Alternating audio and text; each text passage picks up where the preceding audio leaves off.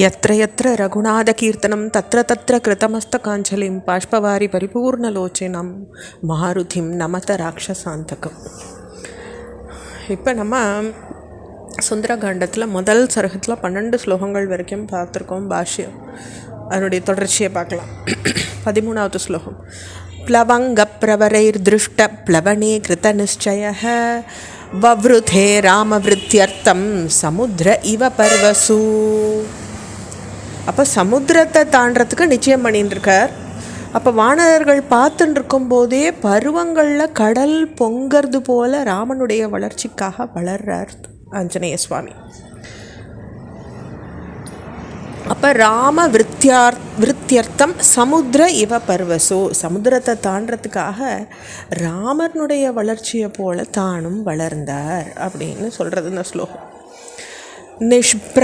பிரமாண சரீரசன் லிலங்க இஷுரர்ணவம் பிரகிருஹ்ய பலவான் பாஹோ லங்காம் அபிமுக ஸ்திதஹ பாஹுப்யாம் பீட்டமா யாமாச சரணாபியாம் சபர்வதம்.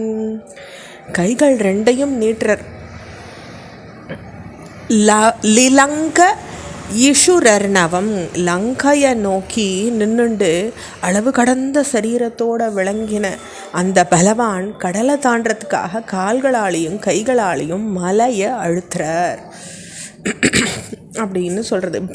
சரணாபியாம் ச பர்வதம், சரணம்னா கால், அந்த பர்வத்தத்தை காலாலையும் கையாலையும் ஆஞ்சநேய சுவாமி அழுத்தினாராம். சசாலா சலச்சாபி முகூர்த்தம் கபிபீட்டிதः தருணாம் புஷ்பிதா கிராணம் சர்வ புஷ்பமசாதயத். அப்போ அந்த வானரால் அழுத்தப்பட்ட அந்த மலை அசையாததாக இருந்து கூட சித்த நேரம் அசந்து ஆடித்து. சாப்பி முகூர்த்தம் கபி பீட்டித்தக, அதை பீடிக்கப்பட்டு முகூர்த்தத்துக்கு ஆடித்தான், சித்த நேரம் அசந்து ஆடித்தான். அப்போது பூங்கொத்துகளால் உடைய மரங்களின் மலர் பூக்களையெல்லாம் உதிர செஞ்சுது. ஏன்னா மலையை ஆடும்போது அதில் இருக்க விரக்ஷங்கள்லாம் பூச்சொரிஞ்சுதான். தேன பாதபமுக்தேன புஷ்பௌகேன சுகந்தினா சர்வத சம்ருத சைலோ பபௌ புஷ்பமயோயதா. அப்போ மரங்கள்லாம் உதிர்த்த அந்த மலர்களால் மனம் வாய்ந்த மலர் குவியல்கள் அங்கே உண்டாகப்பட்டு எங்கும் மூடுண்ட மலை புஷ்பமயமாக விளங்கித்தான். பபௌ புஷ்பமயோயதா, அப்படியே அந்த சைலம்னா மலை, அந்த சைலமே புஷ்பமயமாக மாறிடுதான் சுவாமி பண்ண வேலையால். பீட்டியமானஸ்து பலினா மகேந்திரஸ்தேன பர்வதः சலீலம் சம்பிரம சுஸ்ராவ மதமத்த இவ த்வீபக. த்வீபம்னா கடல். அப்போ பலசாலியான அவரால் அழுத்தப்பட்ட மகேந்திரஸ்தேன பர்வத்தை, அந்த மகேந்திர மலை மதம் பிடிச்ச யானையை போல் நீரை பெருக்கித்தான். மதமத்த இவ த்வீபக, அப்படி நீரை அந்த இடத்துல பெருக்கித்தான் அந்த மலை. அடுத்த ஸ்லோகம்.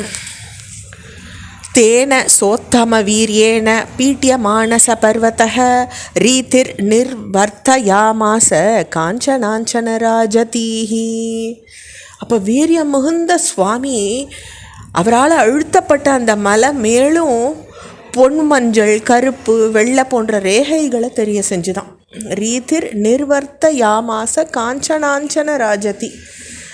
அப்படி காஞ்சனம்னா கருப்பு நிறம், இப்படி எல்லா நிறங்களும் கருப்பு, வெள்ளை, பொன், மஞ்சள் போன்ற நிறங்களை தெரிய செஞ்சுதான் அந்த மலை.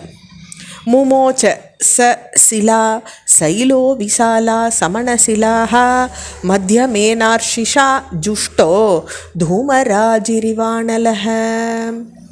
நடுத்தரமான ஜுவாலையோடு கூடிய நெருப்பு புகை படலங்களை விடுறது போல் அந்த மலையில் மனோசிலையுடன் கூடிய விசாலமான கற்களை விடுத்துதான். அப்படி ஒரு மழையாக அந்த இடத்துல அந்த சைலோ விசாலா, அப்படி அந்த விரிஞ்ச மலை அந்த வேலையை பண்ணித்து அப்படின்னு சொல்கிறாங்க. ஹரினா பீட்டியமானேன பீட்டியமானானி சர்வச்சஹ குஹாவிஷ்டானி பூதானி வினேதுர் விக்ருதைஸ்வரைஹி. அப்போ அந்த வானரால் அழுத்தப்பட்ட குகைகளில் புகுந்திருந்த பிராணிகளும் நாலா பக்கமும் நெருக்குண்டு விகாரமான குரல்களை அலறித்தான். ஏன்னா அதுகளுக்கு பயம் என்ன நடக்கிறதுன்னு தெரியல. பயமாப்டது அந்த பிராணிகள்லாம் அலறித்துன்னு சொல்லப்பட்டிருக்கு. இதோட 20 ஸ்லோகங்கள் முதல் படலத்தில் நம்ம பூர்த்தி பண்ணிக்கிறோம். ஸ்ரீராம ஜெயம்.